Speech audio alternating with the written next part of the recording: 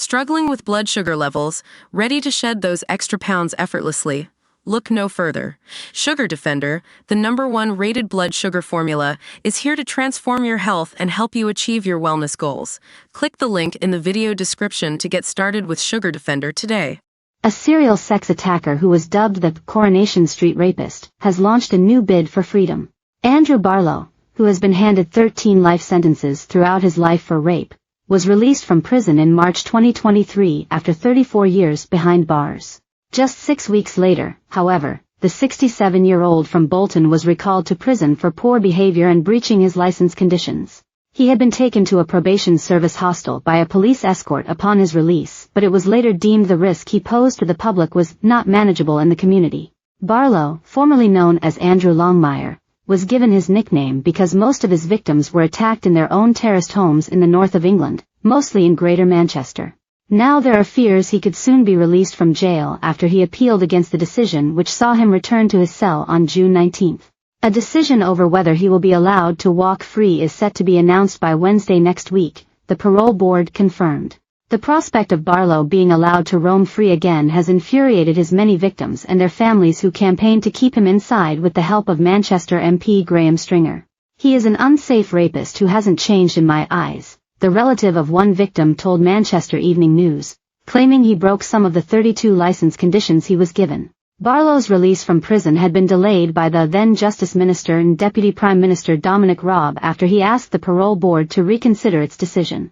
Mr. Raab said in January 2023, "My thoughts remain with the victims of Andrew Barlow, whose despicable crimes blighted the lives of dozens of women. Public protection is my #1 priority.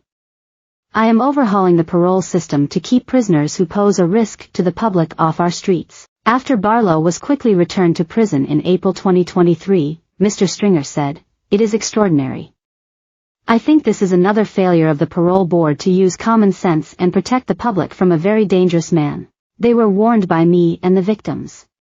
This is institutional failure of the highest order." A relative of a woman Barlow raped in her own home in Greater Manchester in 1987 said in May last year, "I took it on the chin in January and decided to get on with my life when Barlow was released. Now this animal is back in our lives again. We told the authorities and they didn't listen. Someone has to be accountable for this. It will mean all the victims and their families are reliving the agony again like we had to in January when we tried in vain to stop his release. We told the authorities he was too high a risk and we have been proven right. I would like to sit down with someone from the parole board face to face and tell them what happened to our family because of Barlow, not submit an email like I had to in January." The daughter of a woman whose mother was raped in Greater Manchester by Barlow in the early 1980s said, "I was shocked when I heard that he was being recalled so soon. But then when I thought about how evil and twisted he was when committing his crimes, it doesn't surprise me. When the victim support officer told me I had goosebumps all over my body and then my eyes swelled up with tears, I was thinking, who has he attacked this time?" The officer told me that he had not hurt anyone but that his behavior had meant an immediate recall to prison. "I am just pleased he has been monitored so closely as his behavior, whatever it was, could have escalated." Barlow was handed 11 life sentences in 1988 for raping 11 women, and an additional 56 years for other offenses. He received 2 more life sentences, in 2010 and 2017, after rapes he committed in 1981 and 1982 which were linked to him through advances in DNA technology. As he had already surpassed his original 20-year tariff imposed in 1988, just another 2 years were added to his sentence in each case. 2 of the attacks took place in the street. He also struck in Cheshire, Staffordshire, Lancashire, and South Yorkshire in the early 1980s, and then again from August 1987 until January 1988 when he was arrested.